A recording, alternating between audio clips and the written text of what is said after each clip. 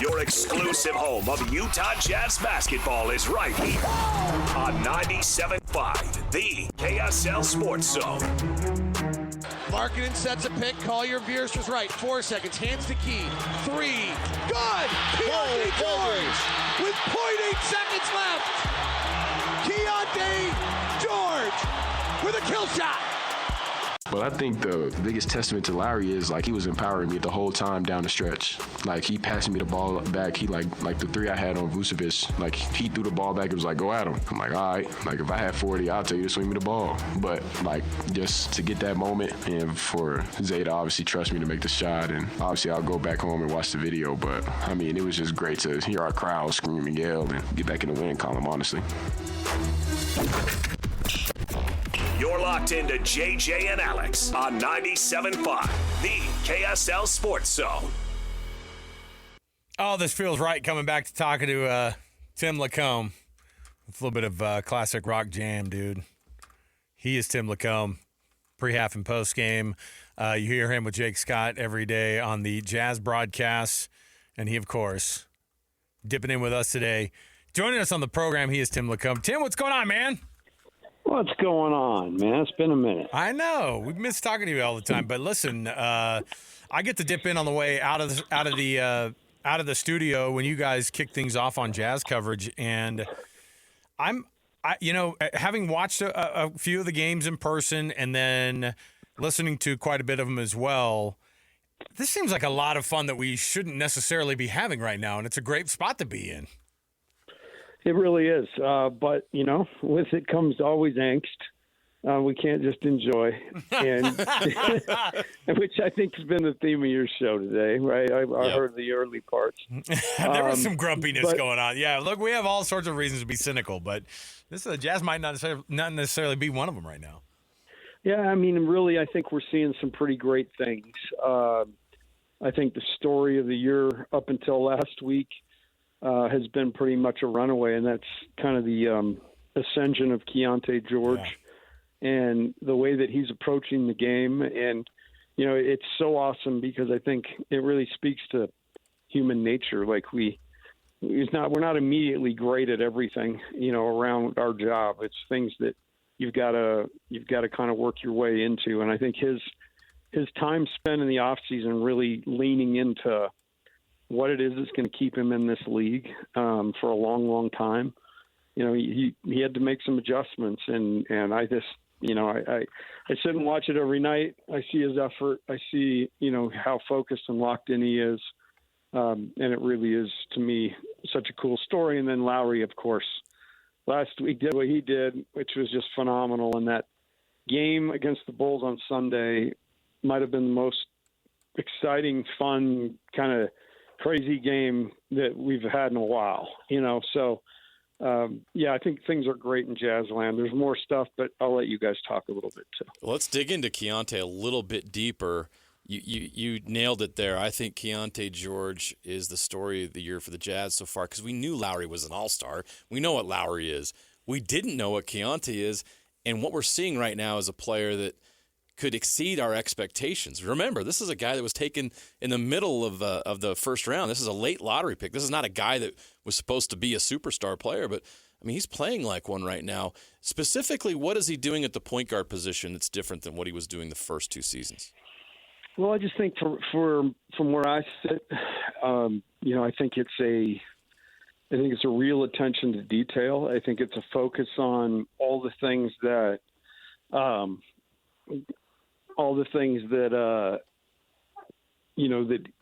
that a point guard's supposed to kind of be locked into. And I think it's hard to be young and thrown into a position. I think it was well populated. He was not, he had never really played the point. So with anything you're learning, there's going to be growing pains. My wife can attest because my guitar playing was not very good early.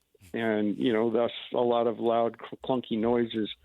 Sometimes loud, clunky noises on the basketball court are turnovers, and, know-how's a lot in this game. So having a mindset and understanding of what needs to happen out there, when you can have that translate from coach to player and have it what seems like so seamless this year, I think that's a great thing.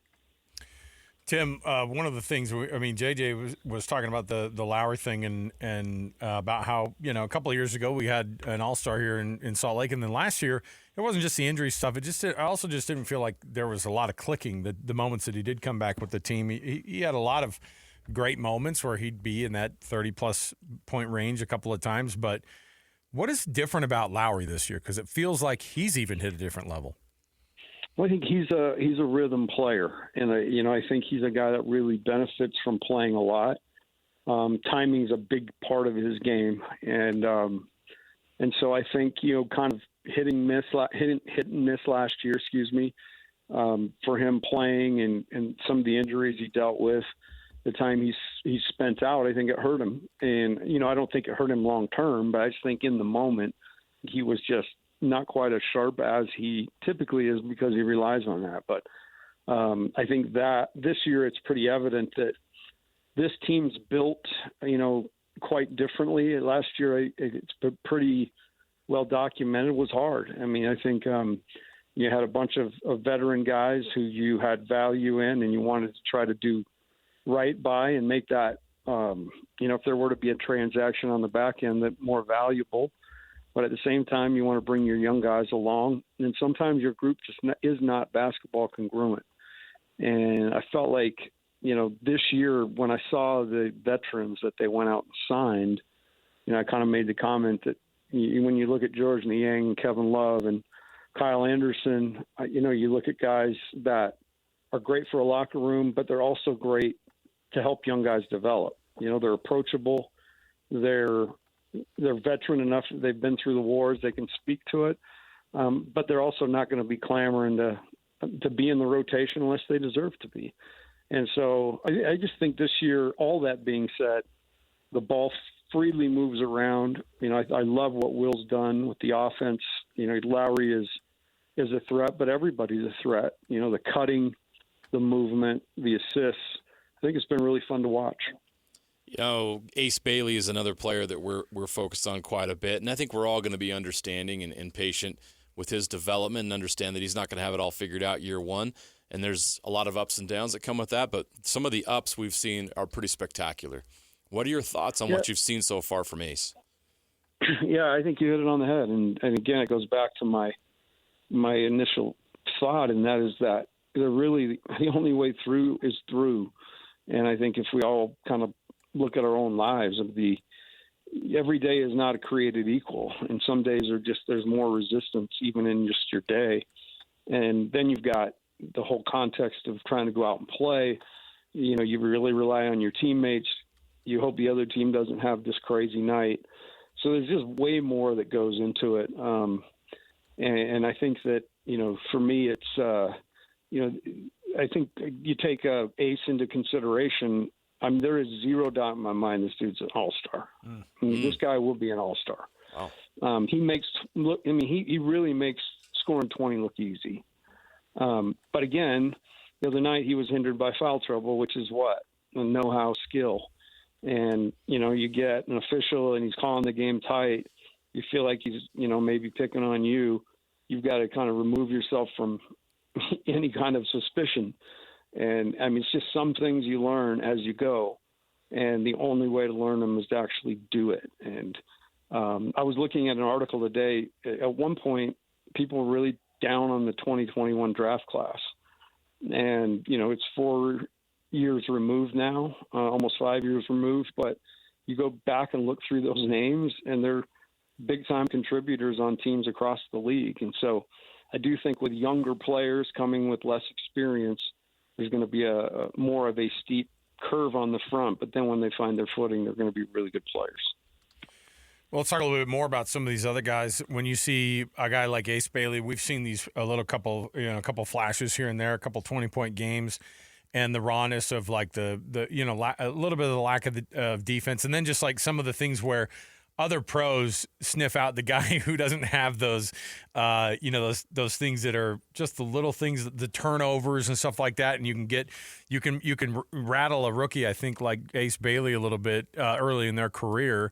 And I think that's the difference now that Ace Bailey can look at Keyonte George and say, man, that guy has grown up a ton over the past few years. Do you think that Keyonte's gotten to that point too now where you go, some of that maturing has been the stuff of cleaning things up in his game that people ridiculed before?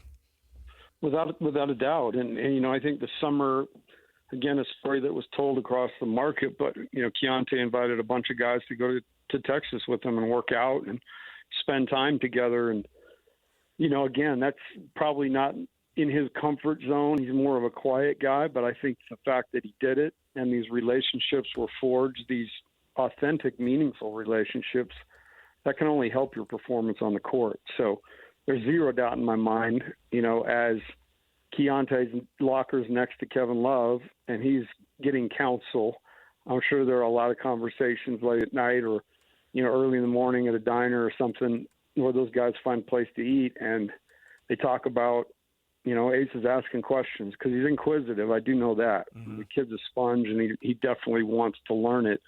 Problem is you can't fast track that. There's a period, and I think it's why Coach Hardy says that development is not linear. There's a ton of factors at play.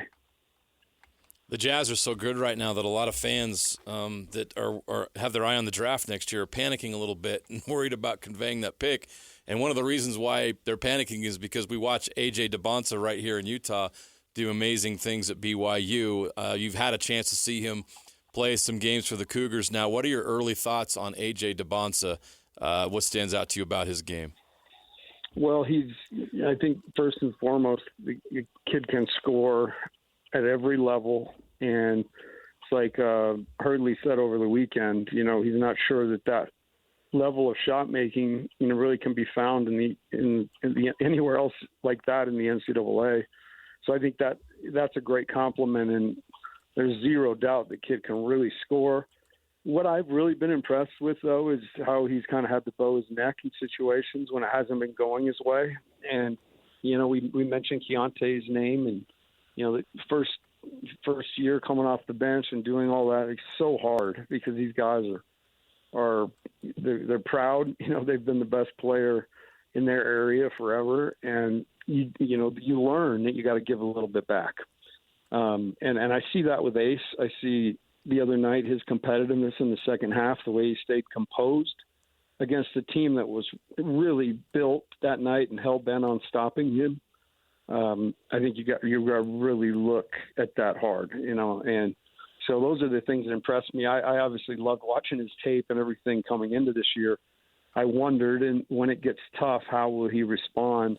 And I think early in the year, against that team at UConn, the response was pretty loud, and it definitely got my attention. In a weird way, Tim, like we get so caught up at following these teams, and it's hard not to do the game-by-game basis. I would think it'd be especially for you guys, although you and Jake do a good job of kind of being a little bit more 30,000-foot view because it would be hard to cover the games for 82 every night be up and down with them. We're kind of, watching this happen with the hockey club a little bit or with the hockey team because people are like, man, oh, they stunk tonight. I suddenly hate them. What's like the big picture version of this team that fans can dip in, because now at 5-8, people are kind of like, what's going on with these guys? And they're winning more games than maybe you thought, which is a weird thing to complain about because at the same time, we like watching the wins. And where that kind of marries with whatever the rest of the plan looks like, where does that land? And how do you guys kind of approach it on a nightly basis when you talk about it? It's a great question. The first thing I'll say is, I think Austin Ames was pretty clear in his press conference. We're just going to win this year. Come on. Right. And we're going to compete, and we're going to, try to win regardless of, whatever Jazzman Larry at twitter.com or anybody does. I follow that guy. So yeah. So I would simply say, that stuff's great, and we all love it and hate it at the same time. But, the message was given. There is a transparency, amongst, I've worked with and around this organization now for 6 years. And if you listen, they're going to tell you what they're doing. And, he said it, and even the question, what about the draft pick? What's going to happen with that? Well, we'll deal with that as it happens. And I think what has happened in a short period of time is I think it's always been a question, can Lowry be a number one guy? I mean, that's the thing I've been asked over the last 3 years. And he just had a 4-game stretch where he scored 138 points in 4 games and looked a lot like a number one guy to me, and you look at he's averaging 30 points a game. So top quietly, 5, yeah. Top 5 in the league. Quietly, though, what's happening, again, the recipe has been Oklahoma City, right? And what happened? They got a trade, and Shea developed into what he is now. Quietly, I mean, Lowry's really, really good. And the crazy part is I thought he was good. He's gotten better. Because if you look at his rebounding, his assists, like he's really functioning well within the team unit. And I think part of that is the way they're playing. Not as many ball screens, way more motion and movement and active cutters. So I guess that's happened. Then at the same time, we talked about early, Keyonte's, ascension into what he's doing right now with the right head on his shoulders. And again, a guy who's putting up great numbers night in and night out. Add to the mix, unfortunately, Walker Kessler, who's proven he can anchor a defense, at a high level. And all of a sudden, everybody's like, what do we look around? And then I haven't even mentioned Isaiah Collier, who has been a game changer for this particular team this year, because he just comes in the game and it's infectious. He races the ball up the floor and he makes the right basketball play, and it somehow, some way, everybody else does too. And he has a remarkable effect on this team. So while everybody's kind of focused on the pick and the record, I'm seeing some pretty good flowers budding, because I've been sitting here day after day watching it for the last 6 years. Well, the story tonight is probably going to be about the Lakers, because it looks like LeBron James is going to make his season debut, season number 23. Tim, that is insane. Before we cut you loose, your thoughts on LeBron lasting this long at this level? It's just insane that he's still able to do this. It really is. And, I think his stamina, but, it's just, again, another guy who never got satisfied and just continued to work. The knock on him early is, well, he can't shoot 3. And, he's not necessarily a marksman now, but it's a threat, and you've got to be there. And that's all you ask in basketball. If he's got to be there, you can use that big body to get by him if they're too close. So I marvel like everybody else. I think the time where I've always kind of, because you compare him to your era, right? And I still believe, MJ's the best player of all time. Okay, it's just, and my dad thought Oscar Robertson was. So I think those will just be generational arguments. But what stood out to me is that last Olympics, the way he played with fire. And, there was zero doubt that he was the leader of that team. I happen to have a great relationship with Mark Few, and he was on a staff on that team. And when he got home, we had an opportunity to talk. And he just told me how emotionally strong, how, that dude is just a leader of leaders. He couldn't say enough good about him. So I think with all it being said, been around a long time, but he's really been able to stay and raise the level. And, while his teams have the last few years haven't been great, I think he's definitely somebody in his history that will be talked about for his endurance and stamina, and as long as he was able to play a game at a high level. Well, it's a late one tonight because it's in Los Angeles, as we mentioned, with the 10-4 Lakers. It's going to be an 8:30 tip-off. Tim and Jake Scott do a phenomenal job pre-half and post. Tim LaComb, he's our dude, and we appreciate him coming on the program. Tim, have a good night and have a good call. Have a fun time watching that one, man. All righty. I've got my sleeping bag, so I'm good here in the studio. There you go. Tim LaComb, everybody. There you go. Everybody's It's going to be a circus tonight because LeBron is making his season debut. Oh, I can't believe it. Oh, he's back. Year 23, huh? Yeah. Ugh. Think about it. That's insane. So he'll be 41 in this December, right? Yeah, correct. Yeah. We've never seen anything like it. No. We've seen old people try to play. We may not ever see anything like it. We've seen old guys try to play. Not at his level. Not at this level. And I remember 40-year-old Kareem, and that was rough. And Kareem's one of, you can argue Kareem, like you just talked about. Yeah. There's plenty of people I know that think Kareem's the greatest basketball player of all time. What's LeBron? So LeBron James. Can back it up with stats. I want to know what his points per game were of 2024 and 2025. Let's have a look here. Guess? Points per game? Yeah. 24? 24.4. Hey. Over under for this year. I bet he's slightly under 20. Yeah, 19 points per. Think because of the talent on that team, Luka being healthy, I think he's going to defer more scoring-wise than he has in the past. And I think he's going to play less games as well. You know what's crazy? You know what you're going to get from this guy is because last year he was 24.5. Rebounds were 8.1 per. Assists were 8.8 per. Like he was basically almost averaging a triple-double every night. Yeah. So I bet you might see the points fall off, and that guy probably had a couple more. I bet you're going to see like almost a triple-double type season. His assists could go up this year. That's what I'm saying. Yeah, the assists could go up. Maybe the rebounds could go up just a touch too, but it's a little bit of a harder stat to kind of get. But either way, the fact that we're still watching LeBron James play at a high level. If he averaged a triple-double in his 41st year on this planet, that would be. He'd be second incredible. or third in the MVP race, I bet. No, that's a little bit too much. There's so many good players in the league. We just mentioned there's 5 players. There's now 6 players averaging 30 or more points. Donovan Mitchell, after his performance last night, moved ahead of Lauri Markkanen. On the scoring leaders list by 0.3. Didn't the Cavs get hit with the fine for sitting him and Evan Mobley too?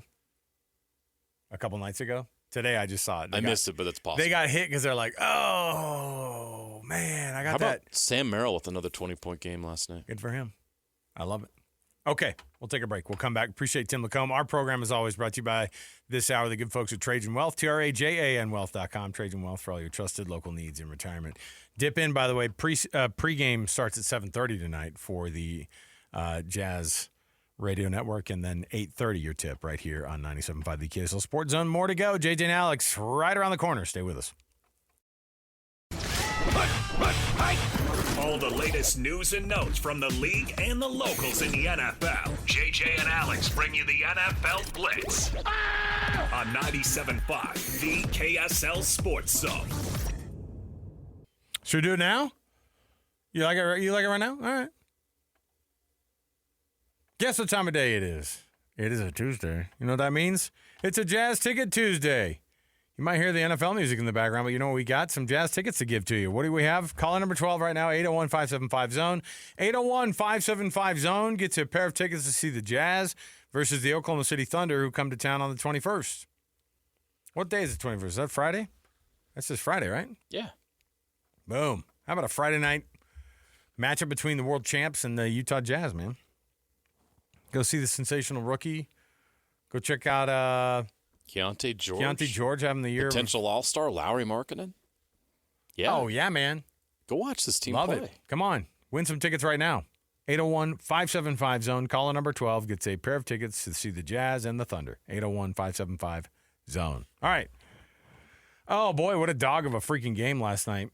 Hey, what was the deal with CeeDee Lamb and George Pickens sitting on the bench to start the series off? They would not disclose that. Were they they were pouty at okay. Disciplinary. I mean, did they miss a meeting? They're late to practice or something.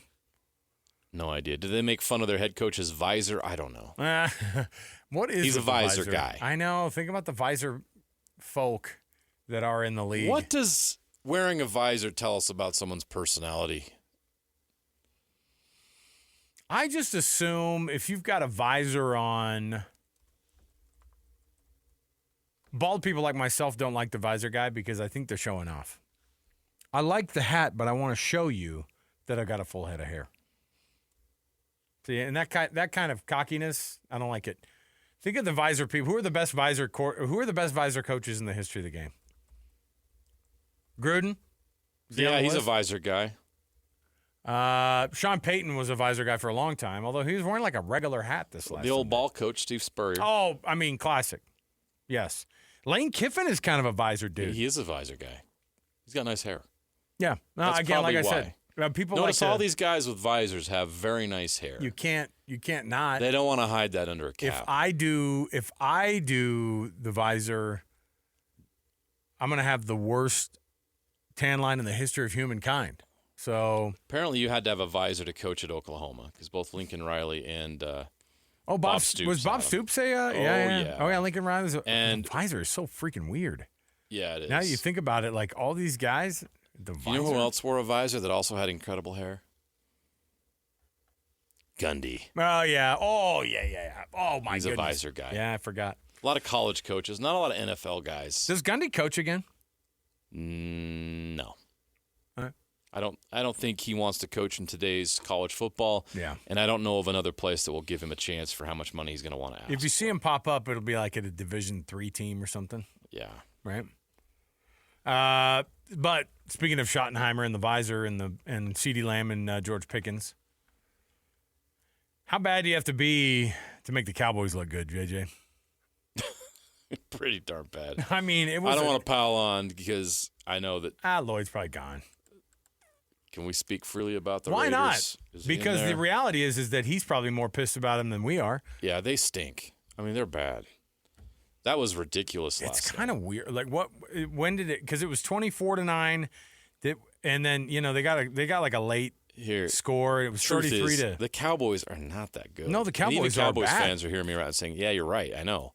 I'm frustrated with the Cowboys." Yeah, and they didn't turn some. The Raiders corner. made them look like Super Bowl contenders last night. It was bad. Exactly. Well, little resistance. So, but it was also just I've been disappointed. Listen, the Sunday night football game between the Lions and the Eagles was a dog of a game. The Thursday night game sucked. Yeah. Last night's Monday night football game sucked. It was like really hard to watch. And I mean, that's why it's good that we have like hockey up at the same time in my house. But man, it's good to have options. It is. But I'm telling you, there's a lot of bad sports play out there. The NFL and the NFL doesn't care because they're making money. But the Thursday night games have not been good for the league. The games in Europe have not been good for the league because they're rarely good. I mean, did you guys? I thought about going to Madrid. How thrilling was that Commanders Dolphins game? And I thought about going to Madrid and just taking in an NFL game. I just think it's so funny. I think Europe wants it. I mean, that's why the demand is kind of there. I don't know. Maybe it's kind of like here in the United States. Annapolis can speak to this. Is La Liga? Occasionally, we'll host like Real Madrid will come here and play a game, or Barcelona, or I call it Barca. Sorry, I misspoke. Barcelona. I don't know what I'm doing there. We're a hard-hitting soccer station over here. At least he didn't put the TH on it. The Barcelona. Oh, he could have said Barcelona. That would have made me sound more legitimate. Our boss Nate would have been like, it's actually Barcelona. I just got eliminated from doing anything soccer for the rest of the time I'm on the show. Is La Liga? Are they mid-season or something? Are they playing right now, or are they off-season? They're playing. They're mid-season. Yeah. So Madrid, like you're putting a soccer game on a Sunday, which I think La Liga plays on Sunday, don't they? I would assume that they didn't this week, right? Because there was some World Cup qualifying stuff, right? Exactly. So yeah. all right, so that's why they snuck it in right then. Either way, it's weird. I don't know if I'm buying into it yet either. Yeah, I don't think I'm going over for a game to Europe anytime soon. But here we go. Hey, by the way, we got we were talking about the Shedeur Sanders having the worst weekend in all of sports, maybe. You go 4 for 16 on the field for 48 yards and an interception, and you lose in your debut, and then you get home, and you go, no, is the door open? Oh, $200,000. It looks like they stole in property from Shedeur's home. That's I would have, rough. if you would have given me an over/under on if it was 150,000 or more, I would have definitely taken the over. No doubt. That's a guy who's got stuff at his house, right? Yeah. That was probably just the Gucci bags. I assumed it was in a pile of cash on the bed. I assume that's how Shedeur Sanders lives. Just wads of cash sitting on the bed. That's rough, though. It is tough. $200,000 stolen. This is obviously, there was a rash of these before where Joe Burrow got hit. So what does that mean? So now, if you're in the league and you're a decent player, somebody sits at your home, right? You hire security to watch They have your home to sit at your house while you're on a 100% would. While you're on a roadie. If assuming you have very valuable things back at your home, I would hire security. Oh yeah, Skattebo, his house isn't getting broken into. Like he's probably got like that guy's apartment doesn't have anything in it. I guarantee it. I bet his apartment smells. I'll tell you Doesn't he look like a guy that doesn't take out? That's not a guy that does the dishes. You know what I mean? No, that's what I'm saying. Like they might go in there. There might be like 10 pizza boxes. Oh, for sure. So a couple of friends that are just hangers on from ASU, just like asleep on the couch. A dead rat. And then like a super high end frozen yogurt machine, like sitting on the That's counter. a great idea, by the way. Oh my goodness. Sounds like something he would do. I know. I hope you saw the whole thing. Like Giants fans are up in arms because he was doing the WCW thing, yeah, which was awesome. You're like, dude, wasn't your leg? Can you think of a better player to be involved with WCW than Skattebo? And like Giants fans, like, can't believe he just had surgery on his ankle and he's out here doing that. Like, get out of here, man. Let the dude live his life. It's entertainment. It's fun. Yeah. It's surgically repaired. What do you think? He's going to re-break it at a like WCW event? Yeah, but hobbling around and like. He's like punching dudes. Yeah, I mean, isn't that the most Skattebo thing ever? By the way, if you spotted him in the crowd, you'd be like, which one of these guys is the NFL guy? Not the dude who's 5'8" and 1/4, who definitely looks like he might be like a touch cross-eyed, you know? And owns a full-size soft serve ice cream machine in his apartment. That's very dirty. Oh, I love hitting on all these. For some reason, this became my favorite segment tonight so far. All right. All right. Just guessing the stuff that was in Cam Skattebo's apartment that wouldn't have been stolen by robbers. Oh. Yeah, we got there somehow. This is my favorite so far. All right. The anti-Shador house. Yeah, we got range. All right. We'll take a break. We'll come back. We've got more to go on the program. Yeah. And you know, like the stove hasn't been turned on. A lot of Coors Light cans. What do you think his cheap beer of choice would be? Natty Light. He's a PBR guy. Is he for PBR? Sure. Okay, for sure. Come on. He's like, how can I class this place up less? Do you think he smashes the cans on his head? We gotta go. I swear he does. Now we're going. He does. Now we're getting personal. All right, you cross the line. All right. Okay. We'll take a break. We'll come back. We've got Best and Worst next. 97.5 the KSL Sports Zone. Wrapping up the hour with our picks for the best and worst moments on today's show. As JJ and Alex want to hear your best and worst of the day.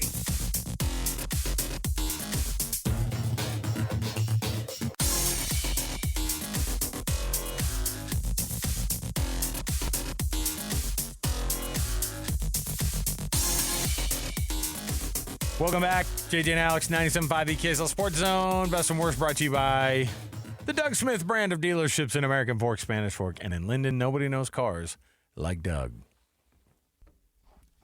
James Franklin, it's official. It's the nod as the head coach at Virginia Tech. You like that fit? I do. I think that there was a lot of pressure at Penn State, and the expectations are too wild. What are the expectations right now at Virginia Tech? He's a good football coach. That's what I'm saying. An elite football coach. And I think he's also a good dude, which is like 100%. I think that's important. You like go it's to crazy. Blacksburg, you're not going to have the media hype. You're in the ACC. You can just quietly do your thing, and I think he's going to win there, and I think he's going to do a really good job because he is able to relate and connect with these players, and he's going to bring in great players to that program. I think that it's a great hire for Virginia Tech, and it's a great fit. Lane Kiffin having to deny rumors that he was in both Gainesville, that's what you call it, and Baton Rouge in the past few days. Well, apparently people have seen him around in all the places. I'm sure he's shopping quietly in the shadows. So we'll see. But he says it's not true. Ole Miss has not given him an ultimatum, so don't worry. Here's the question with Lane Kiffin. Is Ole Miss perfect for him? Because, again, the same thing with Virginia Tech. The expectations, the bar is low. They don't win SEC titles. Right. Or is the desire or the drive to go to that big-name job and prove yourself at that higher level, is that what drives Lane Kiffin? I don't know. We'll have to find out. But he'll be able to pick what job he wants to have. He's that hot right now. Still not sold on him being that great. Well, we finally got a little bit of more insight with Kennard Davis Jr.'s DUI. Yeah, it sucks. Apparently, the redacted police report said that it was possession of marijuana. So there you go. Well, we knew something was coming down the old pike there. We'll see what they're going to end up doing with them down there at BYU. All right, take a break. Got more to go. Stay with us, 97.5 the KSL Sports Zone.